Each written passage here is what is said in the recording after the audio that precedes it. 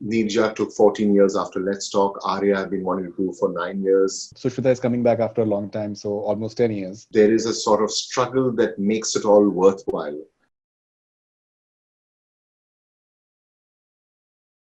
Okay, so before we come to Aarya, I've interacted with Baman sir of late quite a bit.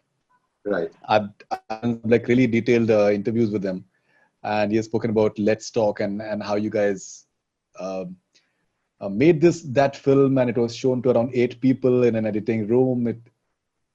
So my question to you is that, and that was a film that got him Munna Bhai. So do you think that at any point of time you'd like to make that film public, maybe in an OTT We will platform? be. We are going to be releasing it free soon.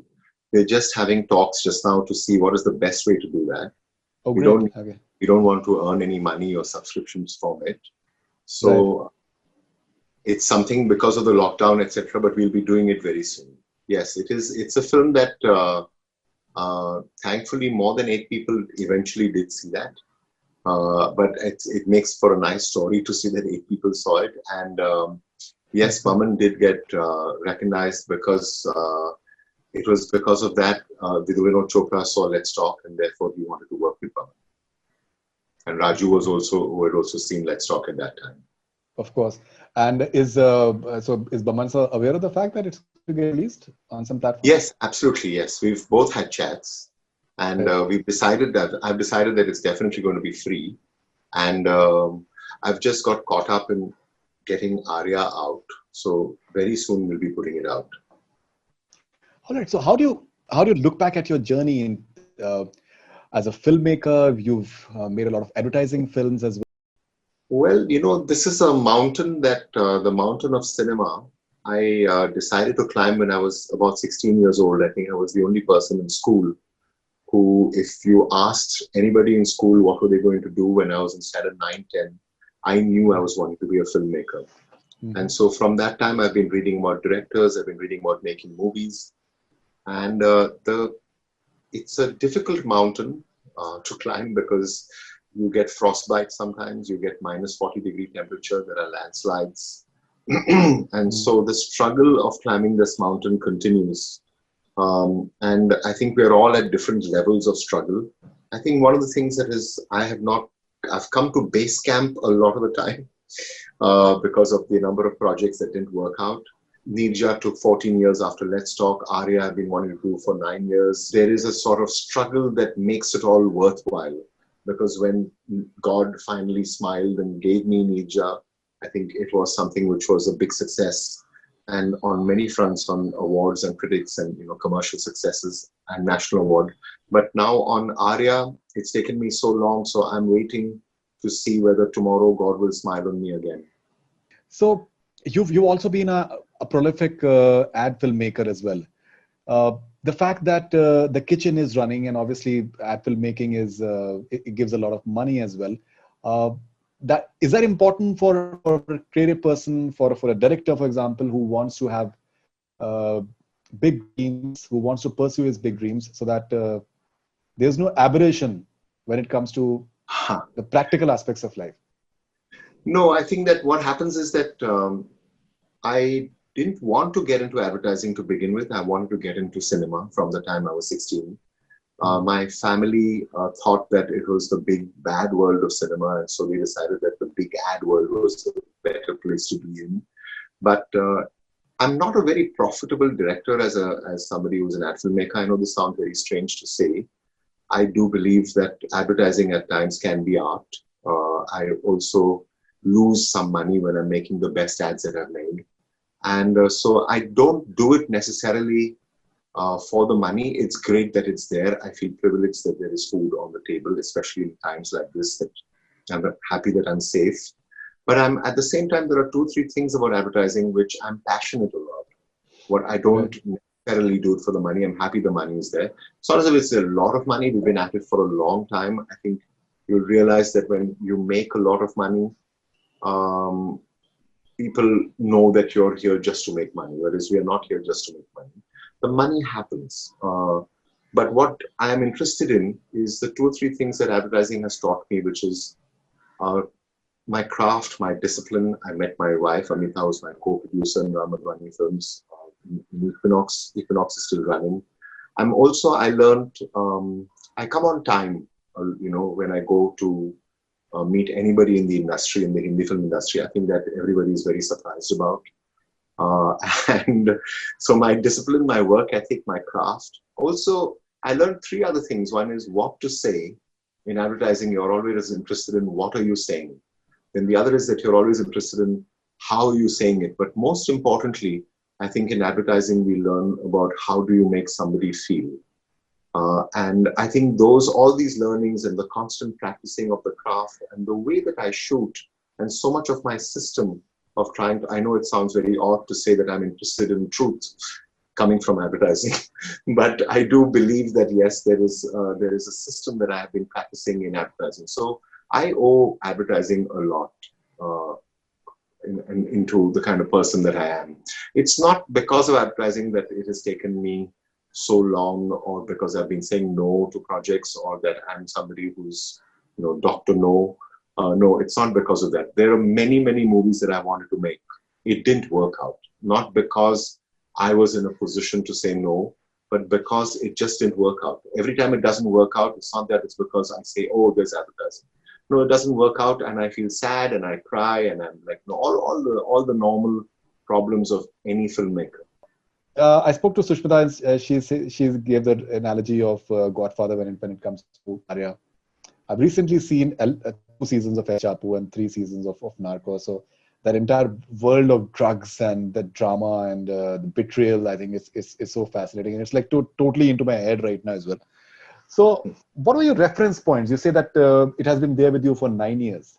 She Right. calls herself, like, she draws parallels with Mike Corleone, like as far as her character is concerned. Right. Well, these are all like tough standards to meet, right? I mean, you cannot beat or meet any of the standards that you have now set for us in your own head. And so I don't know whether I'll get there. Also, the thing is, I'm not really interested in the crime, and I'm not interested in the drugs either. And don't do either. So I'm interested in relationships. I don't either, actually. Yeah, exactly. I know. So I'm interested in relationships. I'm interested in family. And what happened was that 9 years ago, when we were sent Penosa, which is a Dutch show, which we were asked to make into a feature film by somebody who used to be the creative head of Foxstar at that time. Her name was Nirja. And so she asked us to make that. And Amita, my wife, and me were watching it 9 years ago, and we liked the story, we liked the character. It didn't work. Again, it's one of those things that didn't work out. It was a movie that didn't work out.